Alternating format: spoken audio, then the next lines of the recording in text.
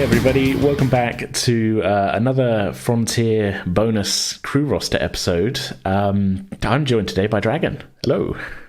Hello. How is it going? Feels like it's been a while since we chatted, although I guess for listeners it was Stargate, which wasn't too long ago.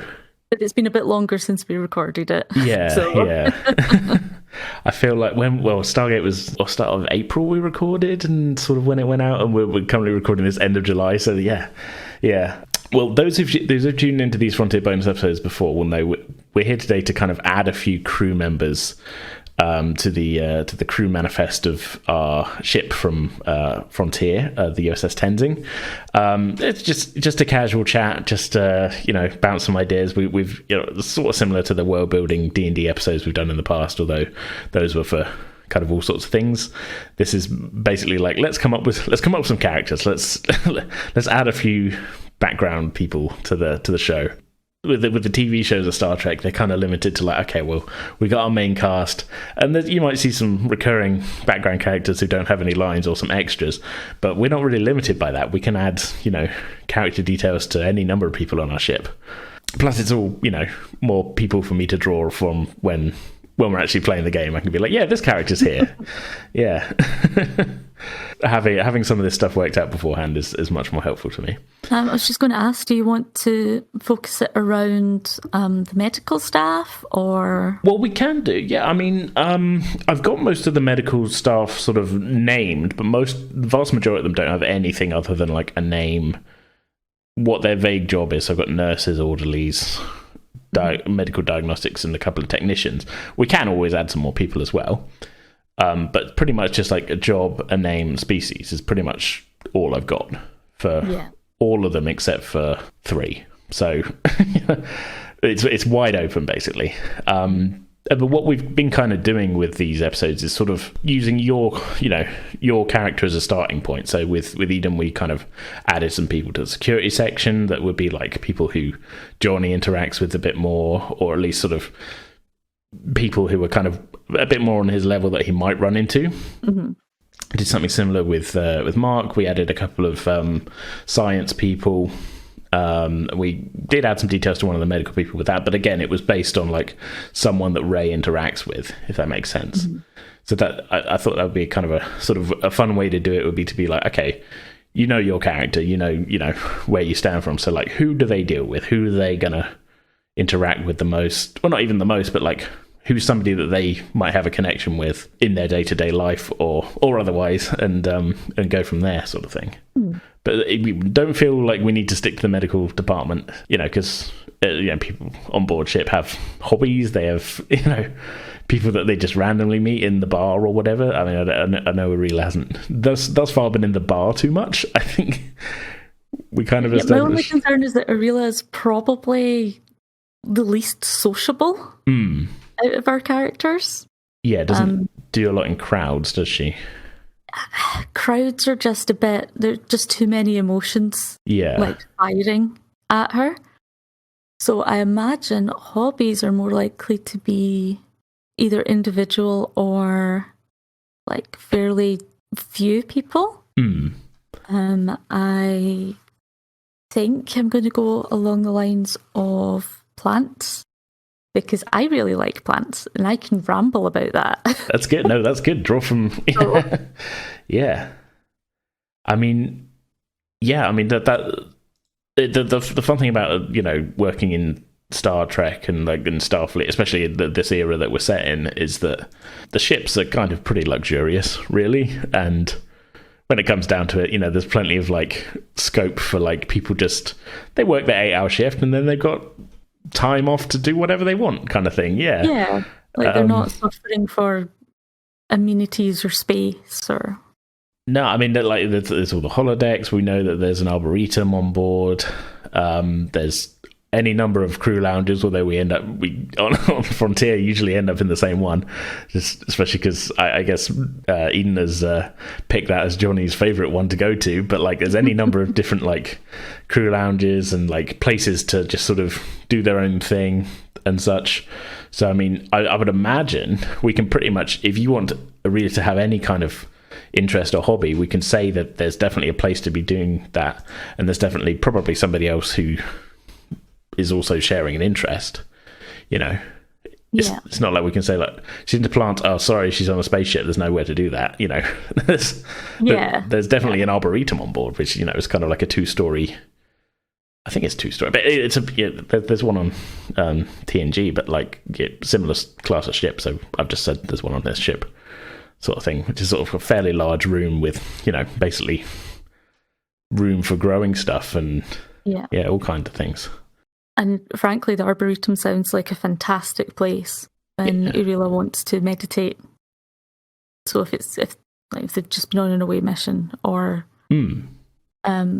after the big fancy dinner, when Ray collapsed, okay, in medbay for ages. After that, get some sleep, check on him, go meditate.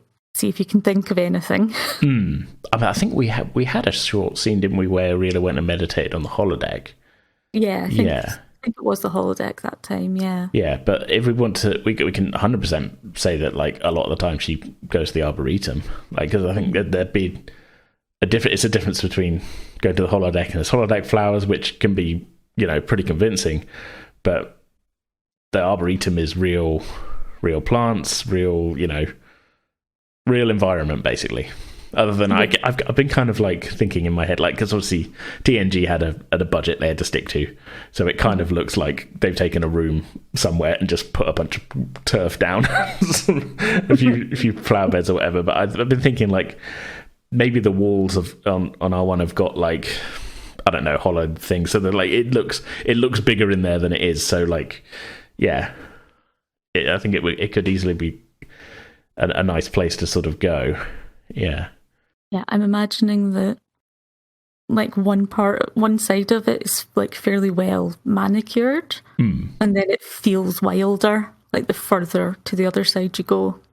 I imagine that would suit different people, different species, even preferences. For sure. I mean, it's not, the shows are pretty much human centric, aren't they? But, like, I think that's just, again, another limitation of making a TV show, sort of thing.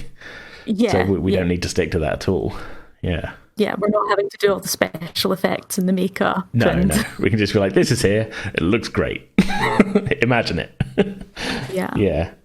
Okay, so with that in mind then, I feel like the Arboretum would probably have a couple of people who are, if not, like, working there, but are, like, they've taken it on as, like, okay, in my spare time, I help take care of the Arboretum. I've taken responsibility, if not for the whole thing, but, like, this is a section here, I want to grow some plants from my home world or something. Mm-hmm. Having, like, a communal place where people can grow stuff that they like and is familiar is a good place to jump off from, I think, maybe. Yeah. And it's also the sort of thing that, even if Irila wasn't herself, like, interested in the plants in the atmosphere, like, I can imagine that she would recommend people go somewhere like that to help de-stress and things. Like a sort of peaceful, therapeutic kind of place to be. Especially for humans. Looking at greenery is good for you. For sure. Well, we can sort of add, there's on TNG, Keiko, who marries O'Brien, is in charge of the Arboretum on the Enterprise, but she's not an officer at all. She's not in Starfleet. Mm-hmm. So we could sort of add, I don't know, I guess a couple of people who are civilians who are just there because they want to, they're basically kind of passengers, but they also are in charge of the Arboretum, I guess. Mm-hmm. That's an idea. But then we also, I do have, there's sort of room to add people who are in the sciences department as well. I've got a botanist on staff, but that's more kind of like they do the science botany stuff. Yeah, they investigate the new things we find. Yeah. For example, they'd be the people who are in charge of, like, seeing what the spike things that Amy's character got stuck with on that early storyline would be, and that kind of thing. Yeah. You get trees that do that, I mean, okay, no, not in reaction to sound, but you get trees that do things like that, which is wild. Yeah, I mean, I was like shamelessly ripping off the plants from Jumanji when we were running that. So I was like, hey, it's been a while since Jumanji's out. Like, I'm going to take that as a inspiration. But yeah, I think the like sort of civilian, I don't want to say gardeners, but you know what I mean, like a sort of caretakers. Yeah. Would be a sort of maybe somebody that Arela is sort of, you know, casually kind of, you know, they're someone they see there regularly whenever they're there, and you know, it's a sort of acquaintances maybe as a starting point. Okay, I've got my giant spreadsheet open, which is only getting bigger as the more the more stuff we do. I've expanded it since we last recorded. I've now got, just for my own sanity, so I haven't got like multiple Word documents open, I've added the crew members from the other ships to it. So we're now at 146 different rows on this. Oh, wow. Yeah. Yeah, that's quite a lot. A lot of them are gaps, though, because I'm just sort of like, I didn't want it, you know, I've got gaps to add stuff, so yeah. Mm-hmm. But yes, it's this is a big spreadsheet. Okay, well, I can kind of put these down then. I'll start a line here. So we've got, they're not in Starfleet. Do you reckon? Yeah, I think they're probably civilian contractor. Yeah. Let's go with that. Well, so for example, like a character that we interacted with quite a lot on there is the bartender at 10 Forward. Like, they're not in Starfleet. They are, they're a member of the crew, but they're just sort of like a civilian sort of, you know, this is where they live. They got a cabin and such and that, but they're not taking orders from anyone. They're just sort of obviously they're there working a job. Yeah, and as a result, get to go see the universe as well, sort of thing. Okay, I will just put down Arboretum as responsibilities here. I've got, well, my columns are rank, assignment, name, species, gender, age, and such. Assignment, I guess, a lot of them I've written down none, but they're characters that are like children of people that we've run into and such. But in the same section, there's hospitality in 10 Forward is the bartender, and there's the barber who nobody's gone to see yet because none of you wanted a haircut, I guess. I don't have any hair. You haven't got any hair, so yeah. How many people do you think would be? I feel like it's you know, it's a decent sized room, but it's not going to need a huge number of regular people. Maybe 2 people. Yeah, I think 2 people, and then there's going to be hobbyists picking up. Yeah, and it's an extra that's needed. So, who was the sort of, what jumped to your mind first when we sort of said, okay, someone who's in charge of the Arboretum, in terms of like, what was the picture of a character that came to mind first?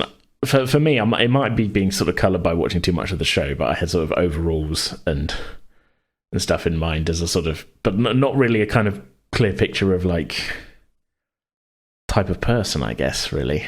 Mm-hmm. Well, so I'm one of these weird people that I do not get visual images in my head at all. Right. So I'm kind of looking at a list of different species. Sure. Okay. Being like, Trying to think. A different way to put it then. I will just put out that we've got a lot of humans, and I want to I think it's maybe more interesting to kind of have not everything be a human. Yeah. And then at the same time, we've got like the sort of, I guess, stereotypical personality traits of each one, but then it's fun to subvert those as well. Yeah. I like the idea of an angry gardener. I am just putting that out there. Absolutely. They take out their rage while digging over soil or cutting back branches. And Tellarites are sort of, the stereotypical thing of them is like they love an argument and they're quite boisterous. Somewhat confrontational. Yeah. Yeah. So I feel like they would have a bit of a short fuse if anybody was messing with their garden in a way they didn't like. That actually works very well for a gardener. Even just from the comedy angle of like, oh, what a peaceful place we've got here, all these plants, and you just hear in the background, get the fuck off of my lawn, what are you doing in here? Didn't you know I've just put that down? Do you know how long it took to grow that to flower? 6 weeks I was waiting for these seeds.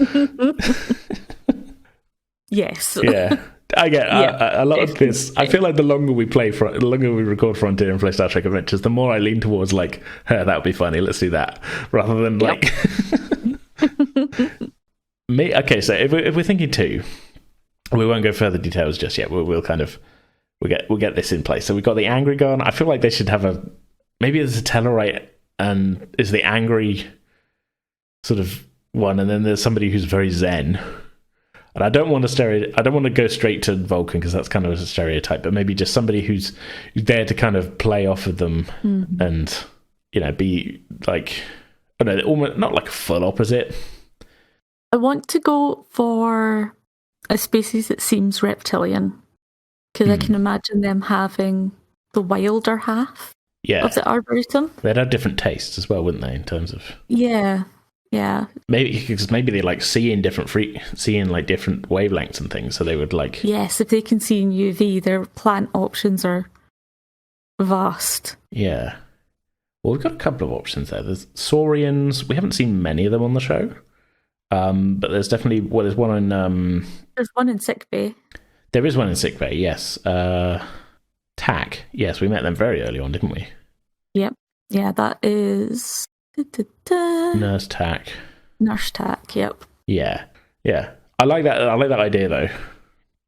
Maybe because I don't know. I all my books are in the other room. I was going to look up the like, is there like, do they prefer warmer temperatures and stuff? So maybe there's like not like a battle, but like there's almost like a war of the heater on one side and the aircon on the other, or something. Yes. Because everything's going to have its own preferred temperature and that. But I like that as an idea. Yeah, because we've got like a more temperate, slightly maybe tropical, zone, and then and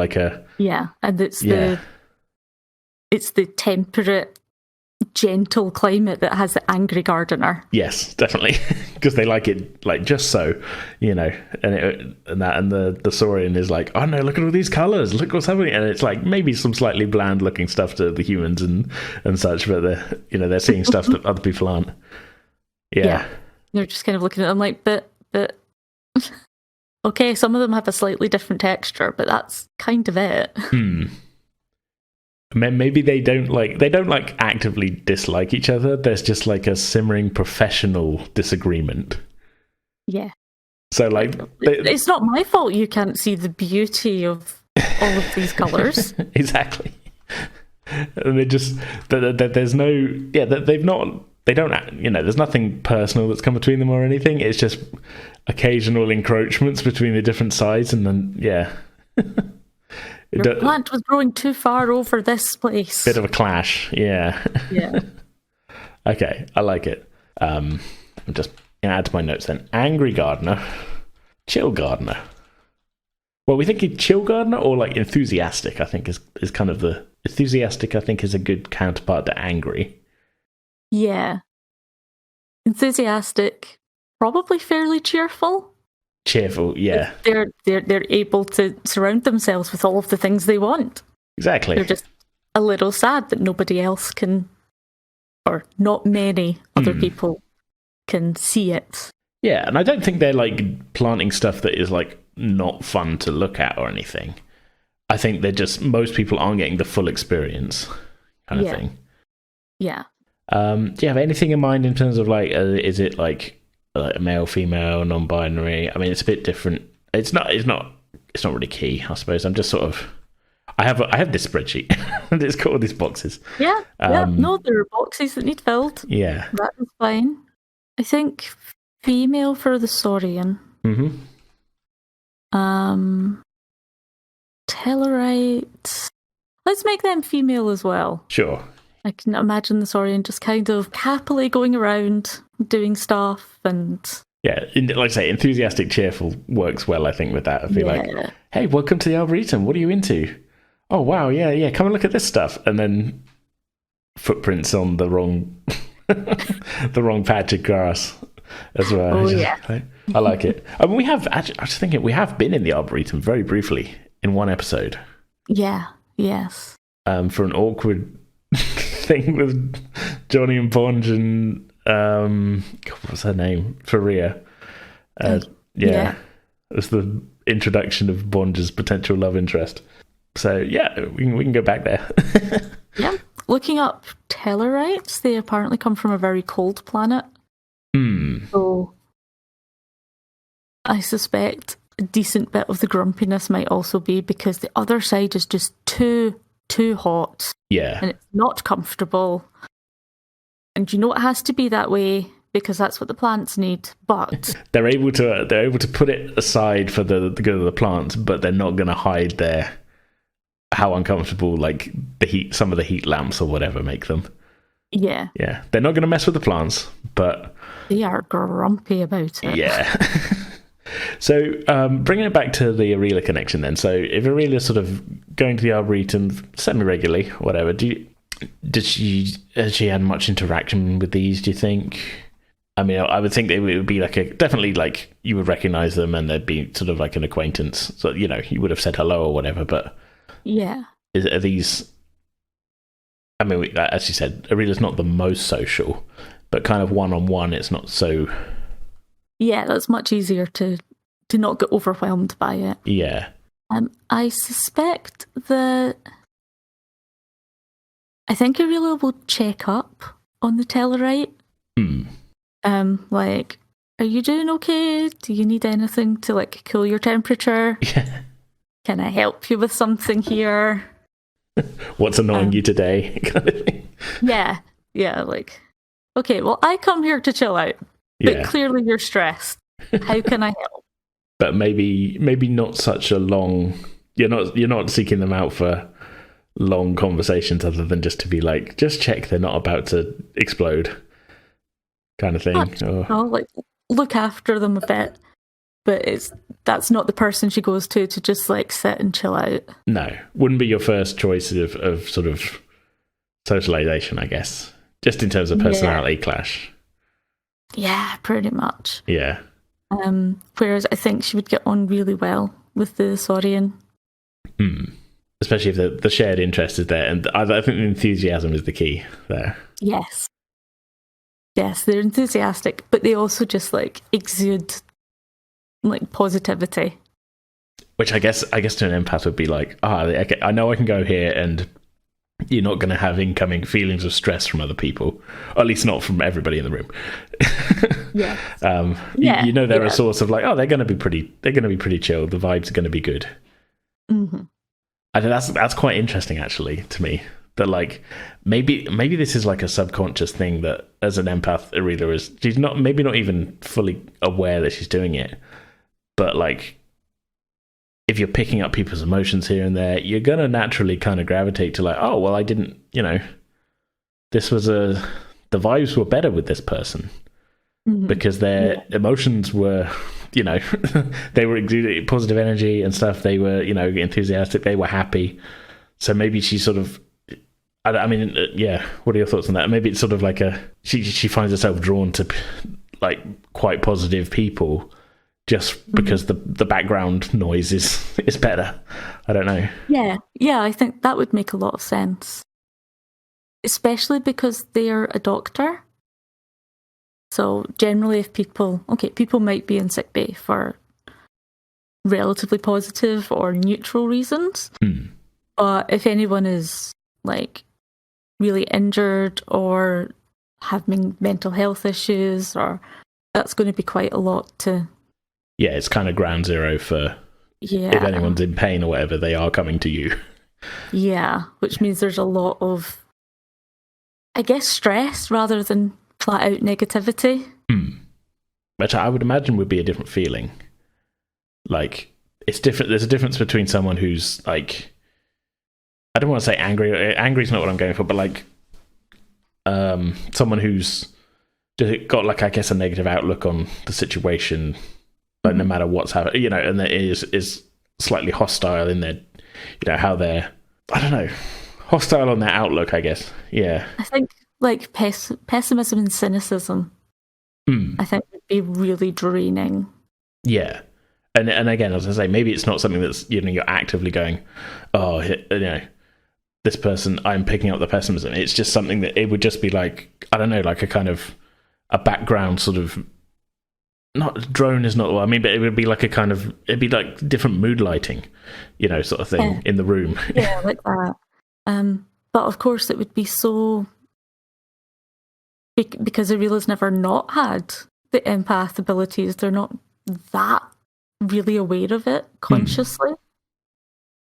It's just this is sort of, so you don't know any different. You're just like, okay, when I'm with this type of people, I can relax more, and you maybe haven't put that into words or whatever. It's just she just finds herself. I mean, this would be true for all,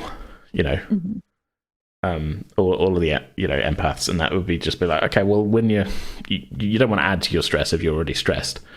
So when you're on your downtime, you find yourself drawn to people and places that are not going to add to it. Yeah. So I guess actually saying it out loud applies to pretty much everybody, really, doesn't it? But yeah. Yeah, but it's more that it's kind of like, it's more innate for Ariela rather than it being like the external expression of it. Yeah. Like it might be for others. Yeah, you're more kind of, you're actively picking it up. Well, it's kind of odd, the terminology. You're actively picking it up as a physical thing rather than somebody you know what I'm saying. It's less easy to brush off. Yes. It's more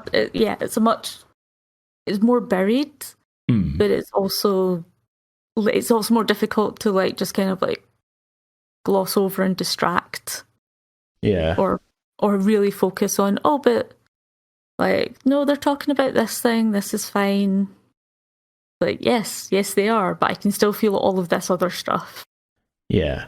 I mean, one of the things I've been, when we were recording the first series, is like, how do I put into words like how these, sort of things are? And I guess sort of the closest I've gone up to, really, which is, not that I did when we were recording the first season, actually put it into these words, but I'm sort of think of it in terms of like background sound more than anything. Like, it's not sound because that, but it in terms of like it's a sensory thing that we don't actually have words for. Yeah, yeah. So in terms of like if the feelings are good, it's like a really nice orchestra kind of chord sort of thing, and when things are bad, it goes discordant and hurts the ears, but like not the ears, hurts the empath senses sort of thing. Yeah. That's sort of, I mean, that's kind of how I've been picturing it, sort of thing. Maybe that's just coming from sort of, obviously a bit of a musical background and stuff, when that's a perfect description to me. So it's, I guess you're sort of tuning, really be tuning her personal relationships to like, who is the least discordant, I guess.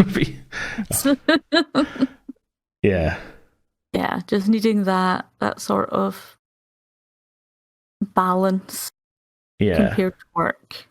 And I think as well the thing with that would be that certain people might be on a non emotional sort of level, might come across as a little bit abrasive to other people, but if their internal feeling is positive or whatever, like that's just how they like it. I would imagine Tellarites in general, for example, like we've mentioned them already, are the stereotypical in universe thing is that they're quite argumentative. As a society, that's the natural thing, is like like an argument or whatever. I like the back and forth. I like a little bit of a little bit of discourse and that. They don't fight. They just like having discussions and debates. Yeah, and some of those debates are a little bit more forceful than others. But I would imagine, like, internally, they're having a good time doing that. So while it might, other species or whoever might find it a bit abrasive and be like, wow, what a bad time, interacting with them. They're personally not giving off bad vibes on the emotional level.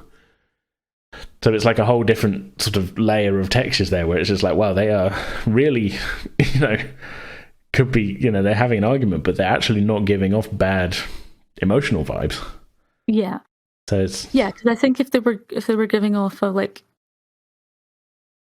really unpleasant, like you want to have an argument because you want conflict. I doubt Irula would feel comfortable there. Yeah. Even if she is with the cheerful, happy-go-lucky Saurian on the other side of this big room. Yeah. I think it would probably still be like a flashing light, just a bit more in the distance. Yeah. Whereas I think the vibe I think from the other one would be like they're not angry because they're angry. They're angry because because they're just quite a forceful personality sort of thing. Yeah. And people are doing the way they are. Yeah, yeah. So they're not like they're not moving through the emotion, empath world, giving off like I'm going to hurt people. I'm not in a, you don't want to deal with me. They're perfectly happy doing what they're doing. And for them, part of that is letting people know when they've, in the they're stepping on the wrong bit of grass or whatever. They're not giving, they're not actively, I'm going to hurt someone angry.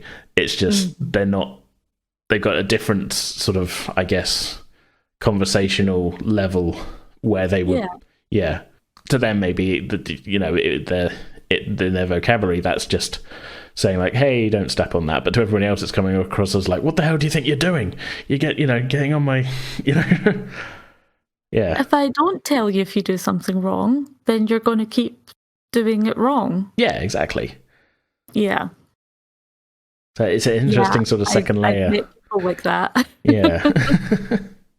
With the flip side of that as well, this is a character that Eden and I came up with on one of these, is another member of the security department who's same level as Johnny in terms of ranks and everything. We've kind of come across. Well, I need to explain two characters for this. The first one is sort of Johnny's nemesis, but he doesn't know she's his nemesis. Like he's her nemesis, basically. Okay. Like it's a Klingon, and she's been on the ship a little bit longer than Johnny, and she's frustrated that he seems to be getting all the good jobs. And she's kind of, she's a little bit, Klingon honor at stake. It'll be like, why is this Johnny Connor being picked again for these missions, sort of thing. And she's got a Tellarite friend who is 100% there for the drama. Like the Tellarite does not actively dislike Johnny at all, but is perfectly happy to wind up the Klingon because she just likes the vibe that is, she likes the hostile vibes that are at play because it feels like home, sort of thing. Oh. So it's a little bit maybe of a shit stir, but only because it's just like, well, this is the comfortable. This is how I feel comfortable when there's a bit of a higher tension level here. But it's so boring most of the time if we're not doing this. Yeah, all these Starfleet people getting along. Let's stir it up a little bit. So she's maybe like the Klingon was like frustrated and annoyed, and this Tellarite is not helping the situation. Doesn't actively have anything against Johnny, but it's just there to stir it up and maybe make it a bit more tense, because it's just like this feels like, I remember Tellarite Christmas dinners at home, everybody shouting at each other, and she's just trying to get to that point. So yeah, I can imagine that would be so aggravating for Johnny.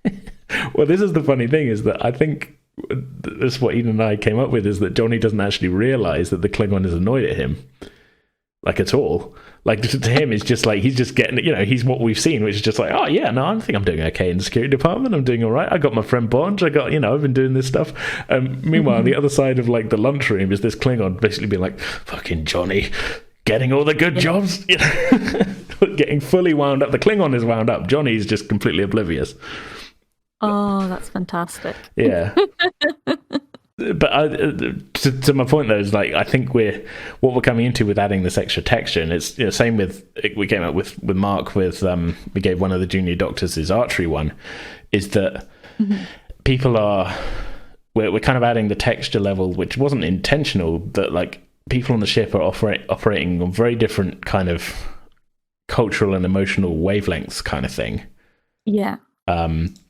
Like the junior doctor that does archery with Ray is Vulcan, and is pretty much just doing the archery as a kind of, I guess like a focusing sort of exercise kind of thing. I can't remember exactly how he put it, but maybe Ray is maybe slightly feeling a bit more competitive, but the Vulcan is not coming at it from the same kind of point of view as Ray. We didn't go into it that deeply, but in my head I was just like, well, these are two very different characters doing the same activity. They're not going to be they're not going to be looking at it the same, so I think my point really was like, it's interesting as we add more to the crew to sort of see like, okay, they're all kind of united in this, like, yeah, we're running the Tenzing, well, from our mission it's going, we're going to explore the unknown, but they're all got very different points of view that again, it's just interesting to me. So I'm kind of waffling a bit, but yeah. Oh no, I like it. It definitely gives more. It gives a lot more of the richness, and it's going to be because it's essentially like a small city. Yeah. I think the crew is 750. I think. Mm-hmm. I've got that number in my head from somewhere. Yeah, which is. It's not a huge amount of people, but on a not the big, it's not a small starship by any means. We got lots of decks and things and everything, but it's a lot of people that are kind of in it's like you say, it's a small city, all kind of in one sort of enclosed environment. Of course, there's going in and out and everything, but like people are seeing each other every day. You can go to the holodeck and sort of get away from it, and there's places and things to do. But really, some of the departments aren't that big. Really, you're going to be seeing the same people, and that, like, for example, and your department is like, we are the hospital for this town, sort of thing. So it's, I don't know. It's a sort of it's interesting to just sort of the underlying psychology of like everybody has to get along, but like how are they thinking at these different situations? I don't know. Mm-hmm. I find it quite interesting anyway. Okay, I think I'm very happy with these gardeners as like a sort of thing of like, okay, they, at the very least, it's added another layer to the arboretum now, which is in my head up to this point was just like, it's it's a nice space. There's plants. There's maybe like a little pond and stuff, and it's it's not a tiny room, but like it's not this is just a peaceful room and we've been there once, and all up to this point, all I had in my head was there's plants and there's a bench because I mentioned a bench, and that's that's it. So now knowing that, okay, we've got a more temperate zone, we've got that, we got two different gardeners with two very different outlooks on life, and that it's interesting.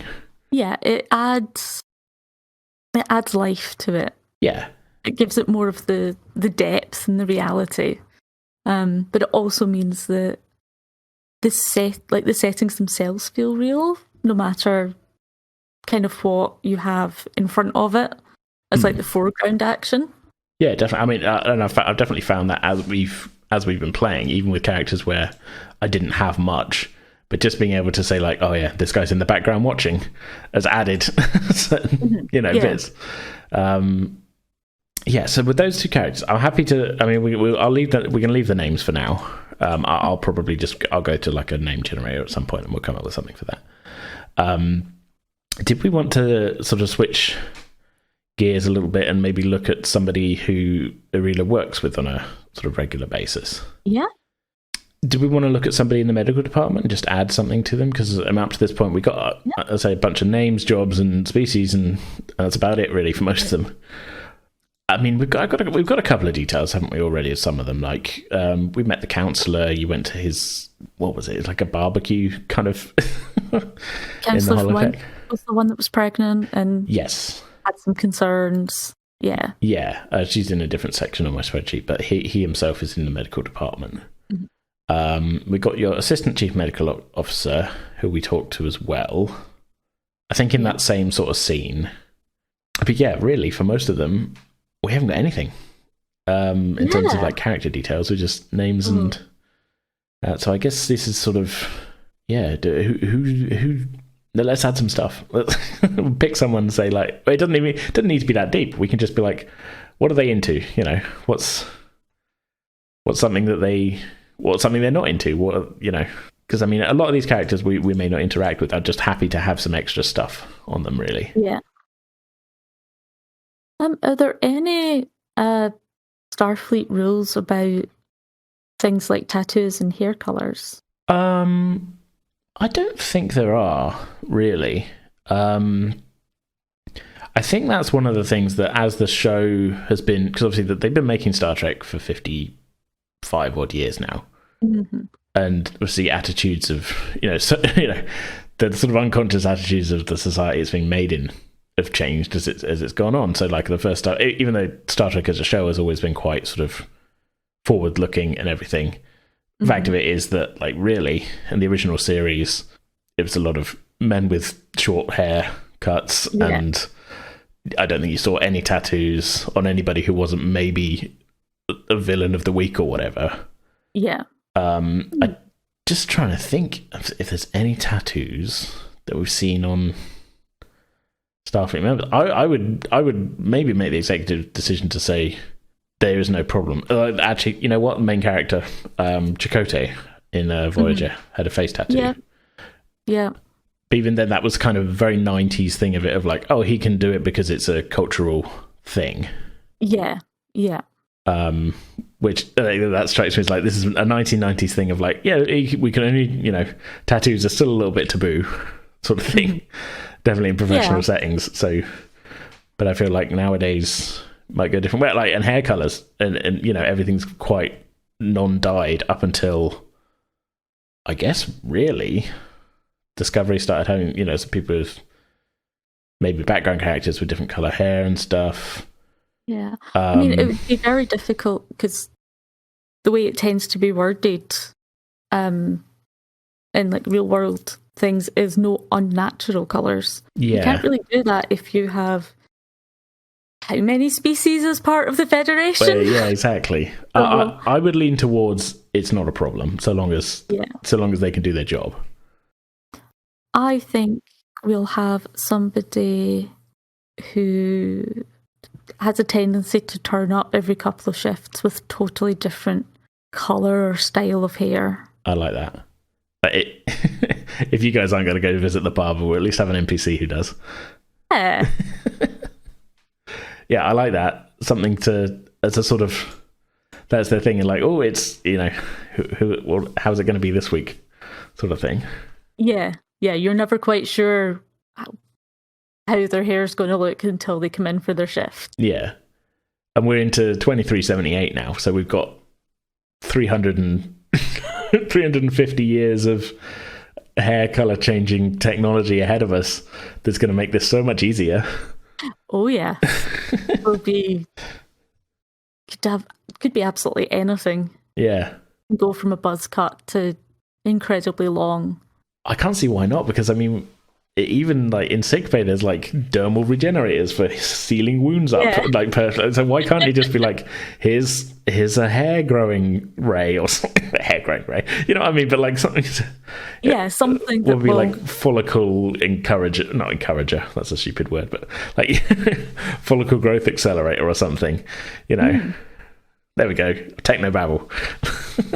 But yeah, that's. Yeah, okay. Well, we've got a list of characters here. Who do you think would be the go-to for that? I'm actually leaning towards Nurse Jaria, the unjoined Trill. Yeah. Who we have had mentioned in game because she was on the list of Trill to potentially talk to when Ray was having his problem. Mm-hmm. But I think was discounted because she didn't have a symbiote. Maybe here's the deeper story there, is that like we could add that maybe she originally applied for the symbiote program, but wasn't chosen. Yeah, wasn't chosen, and a sort of I guess a lot of Trill growing up would have heard stories about symbiotes live multiple lives. They are this type of person, and then they might go to a completely different type of person. So maybe she sort of, again, another subconscious thing is just like, well, if I can't have a symbiote, I can at least control how I look all the time. Yeah, definitely. And I can also see that even if they weren't chosen by a symbiote, they can still. It means that they can vary themselves as much as they like. Yeah. Within regulation. Yeah, I mean that's what I meant more than the. Yeah. They can change themselves for themselves. I'm trying to think if there has been any kind of main things about regulation thing, and I think the main thing really I can think of is there was a whole odd thing where Riker was getting super aggro when what's her name? Ensign Rowe was a Bajoran and had the earring on. But that was because I think he was getting aggro because she was kind of like, she was like a bad apple or something, and he was like laying down, I don't know. And then by the end of the episode, she was allowed to wear it and something. But other than that, I would go towards like the thing of like, okay, so long. My thing is always just like, well, so long as the work gets done, you know, obviously stick to uniform code, but like really like, how is someone's hair color affecting their job, sort of thing. Yeah, exactly. There isn't an impact on the job, but there's no safety concerns with it. No.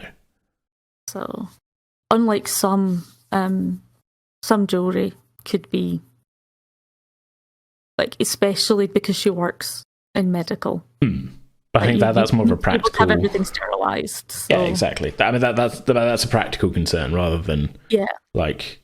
I think, I say with that Ensign Rowe in that TNG episode, Riker was getting aggro because she was kind of like, she was like a known bad apple or something, and like I think it was, they were kind of still in the behind the scenes figuring out what they wanted to do with the Bajorans, and they added this like cultural thing. They always have this earring thing, and I think, I don't know if Murphy wears hers, but we've had it mentioned, I think. But yeah, so it's sort of. But that was less of a practical concern because she was just going to be like flying the ship on that episode. So it was like, but I think it's perfectly reasonable to be like, okay, yeah, look, jewelry, you're working, you're a nurse, or you know, doing all this. Probably, you know, so long as you say, it's got to be like sterilized and such. Yeah, I think I can see that making sense. I suspect if they have rules on tattoos, it would likely be that it can't be visible while in uniform. Yeah, that makes sense. So it's one of those things that it's kind of tough to kind of step out of our own sort of like, okay, what does 2023 consider a professional sort of tattoo, you know, policy? As opposed to, you know, you kind of have to think forward to be like, okay, well, how would that change? Would it, you know, because it could go either way. Yeah, it really could. They could go back to being just like really not a normal thing at all. I think the in the context of like how Starfleet is generally shown, they're generally pretty sort of focused. You know, uniforms are quite, you know, well kept, but you know, sort of professional looking. You don't really get short sleeve stuff. Yeah. So much. But at the same time, the general society attitudes that have been shown in terms of wider Federation society is pretty liberal. Yeah. You know. Yeah, I imagine it would be a lot more common amongst civilian population rather than people in Starfleet. Yeah. So I would lean towards it being like there's no rule against tattoos and things, but you've got to, you know, you've still got to keep your uniform tidy and that and everything, and just the side effect of the uniforms being generally, like I say, you know, cover pretty much everything apart from the hands and face, by and large. It's gonna, you know, just as a side effect of that, are going to be covering up a lot of tattoos. Yeah. Okay. Are you happy with this sort of to be the trill? Yeah. I mean, it's the sort of thing that does currently at least go together quite often, and I can see that they might play with like tattoos and colours with their own markings as well. Yeah. Doing like a join the dots sort of thing. I imagine like their tattoo artist would absolutely love having this completely different challenge. Well, this is the other thing we talked about, like hair technology coming on. This is the thing, is like tattoo removal. Like, could you get some stuff and then it's so much easier to change your mind later? I would think so. So maybe that's something that they change up. Probably not as often as they change their hair up, but maybe it's an idea. I like the idea of them incorporating their markings into it, because obviously they got the sort of like, they're kind of like leopard spot type things, aren't they? Yeah. yeah, that would give lots of options, and they can play around with it a lot. Yeah. I will add the note then. Frequent hair colour changes. Has and changes tattoos. Yeah, that works. I tend to keep these notes fairly vague because I'm fitting them into an Excel spreadsheet. But just to give me, because I'll remember this conversation when we next talk to the character. If we ever talk to them. I don't know if they've ever had any lines. But we'll find out. We will find out. Yeah. Okay. I like that. I think to wrap this up, let's have one more quick fire thing to add to one of these medical characters as we're sort of basing this around Darila. Let's pick someone we don't know anything about. Okay. So some of these I've just kind of I was like, well, who would be working in the medical department? You know, you got yourself, you got a few doctors, a few nurses, orderlies, medical diagnostics. I think I just put them in there because. I don't know if you remember, I downloaded those enterprise plans. Yes. And it has a quite detailed layout of the what the medical bay would be like on the Enterprise, which, as this is a very similar class of ship, I've kind of gone it's the same here. It's it's not identical probably, but whatever. They're just, this is the only in-depth plans there are. But that had a diagnostics lab on it, so I figured there would be kind of a couple of dedicated people there who are running that lab, and I've got that separate there as lab technicians. But I guess there's there's another lab as well. I don't know. So we got medical diagnostics. I think their specific job, I guess, be working the diagnostics lab, and then there's a general lab as well where we've got 3 lab techs, which I guess they're running bloods and things.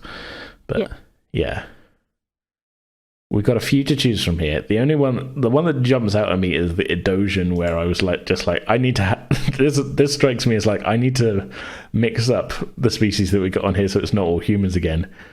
Them I don't think we've seen on screen at all anywhere other than in the 2 animated series. Was Star Trek the animated series from back in the day with it way before TNG, but after original series. And I think there's one on Lower Decks as well. These are weird kind of bald, 3-legged, 3-armed. I think they've got 3 arms. And I threw one in there just to be like, hey, there's a thing. But I don't really know what we could add to them. What did I put them down as? They're an orderly. I don't know. I think I was just almost making subtle jokes to myself at this point that the orderly would find it easier if they had 3 arms to push something around. But I don't know whether to add I guess we could add another hobby. Hobbies is my go-to, really, just because it sort of says something about a person, and also is something that I can have them talk about at the same time. And also an activity that I can give to another character, and then I can in my head be like, well, these characters would know each other, sort of thing. But I think we want to, I don't know, I kind of want to vary things up a little bit in terms of I don't want everybody to be into the same stuff. Yeah. What if the lab techs were all in a band? There's 3 of them, they're cooped up all day. Oh no, there's 2 humans and a Vulcan. I don't know, what kind of... like a 3-piece avant-garde electronic. Or some of them do competitive dancing. Oh, I like that. That's different. Kind of like ballroom. Ballroom dancing. Competition ballroom dancing. I like it. But there could be almost an infinite range. I mean, yeah, because this is the thing. Even if there's nobody else on board the ship who's into it, you can just say, computer, put me in a holodeck program as a ballroom dancing competition. Yeah. And they can still do it against pretty real seeming opponents. Opponents, I don't know. Yeah. Competitions. You know what I mean? It'd be yeah. They can still do their hobby no matter whether somebody else is into it or not. So you can pretty much be into, you're not having to compromise on what you're into, really. Yeah. And that's what you're into, is hunting other people for sport, I guess. And even then, if you keep it to the holodeck, I'm joking, really. I'm assuming there's nobody on this ship who's into people hunting. I would hope that is someone who would be weeded, but certainly for the Starfleet personnel, that is someone who would be weeded out. Yeah. Oh, yeah. On application, because just on the application, yeah. I like my physics. I like, I learned how to fly a shuttle as a kid, and I once killed a man. And I'm just really excited to be applying to Starfleet. Yes. Okay, I like ballroom dancing. Ballroom dancing is very good. Like maybe they've done it from a younger age and they just kept it up. Yeah. Would this be like a pair? Do you think that like they work together and like they've, someone's like, maybe one of them's gotten the other one into it. Yeah, one of them's done it since they were a kid, and when they were first stationed together, they're like, oh, so what do you do when you're off shift? Like, probably assuming like, go to one of the bars, like, and it's just like, no, I do competitive ballroom dancing. Yeah, tonight we dance. Okay, I like that. So, if there's a pair of them that have kind of, we could actually almost have this pair be a couple. How would that feel as well? Yeah, that would definitely. But explain how they, like, if they're a couple, they've then been moved, they met on a different posting, and as they're a couple, when one of them was transferred, they transferred together. They were able to follow. Yeah, I like that. I'm just thinking who we could have this be then, because we could even add new people. Yeah, that's true. We don't need to fit it to the ones who were there at all. I think I just took like a vague guess at how many doctors and nurses there would be on a ship this size and such. Yeah, that's kind of, I'm not sure how else you could do that. No. Really. I was just like, there's 750 people, so like 3 junior doctors, yourself, and the assistant chief medical officer. I was basically basing it on like how many doctors there are in my local GP surgery, which is based on the state of the NHS. It's probably not probably underguessing what it should be. But they've got better technology. That's true. So yeah. But then nurses, I probably should have sat down and been like, well, there's 3 shifts, so there should probably be at least 3 nurses on at any one time, in which case we haven't got enough nurses. Yeah. Maybe we could add a pair of new nurses then that are like a couple. Yeah, let's do that. What are we thinking? If it's ballroom dancing, are we thinking humans? One of them's human. One of them's human, okay. Who would the other one be? I mean, it had to be a fairly humanoid. Yeah, I think they'd need to be humanoid. But... And we got a lot of options really, because a lot of the species, the main difference between human and them is they've got a different shaped nose. Like, they've got various face... Or they have ridges. Yeah. But other than that, it's pretty much just a human, which is... Yeah. I mean, it's convenient for a lot of things. It definitely is. It's definitely convenient for the makeup department. Human and... Ooh. What about occasion? Well, that could work. Yeah. Like they're good agility. So we're thinking Vacation was the one who got the human into ballroom dancing? Yes. I'm kind of thinking like instead of like the gymnastics based like competitive dance. It's like a ballroom based with children. Sort of just like this was just maybe this was a fun activity. Wherever they grew up, this was one of the larger activities that just was a youth club or something, and that's just gone into like a lifelong, like, this is what I do to relax sort of. Okay, and I've practiced ballroom dance from a young age, partner of, and I've left a blank because I haven't got a name yet for them. Yeah, I like the idea because I've put a few couples on the ship, but having sort of that's more just like a character that has a partner on the ship, and we haven't in most cases actually met the partner. But I like that as a concept. And then that's 2 people in Arila's department that we can meet, and put into scenes and things. So yeah, that's fun. Well, I'm happy with everything we've come up with today. I don't know. Is there anything else you want to add before we, I guess, call this to a close? I don't think so. I really like all of these characters. I like that we've managed to get away from being quite so human. Yeah. Dominated. I think it's just a case. It's such. I think when I'm building, especially from a starting point, it always just the easiest thing is to just say, "Oh, it's a human from this place. They're into that." Mm-hmm. But also, it's sort of trying to get away from the. It's using the other species, but then trying to get away from the stereotype thing. Because obviously, at this point, we've had however many hundreds of episodes of Star Trek, and every single time almost that you run into a Vulcan, they're like, it's the actor doing some sort of Spock impression, basically, most of the time. And while that's maybe the sort of as written species sort of thing is, as a little bit like. I like sort of adding the texture and being like, okay, this is a character that's like this, but it's less surface level stuff. Let's add some. What are they into? What are they doing? Why are they here? Kind of thing, rather than just like this is a Vulcan. They are stoic and they like to raise an eyebrow at things. Rather, sort of the training has masked a lot of the individuality. Yeah, that they would have had otherwise. I mean, it's a problem with sci-fi in general. Really, is that it's so easy to just be like, oh, this type of character comes from this world, and I guess this is a gangster world or something like this. And it's like, well, that's not how it would work in real life, though, is it? There's always going to be more individual differences. Yeah, within any sort of group. And this is the fun thing with running it as an RPG is that we haven't got, we're not limited by a TV budget, really.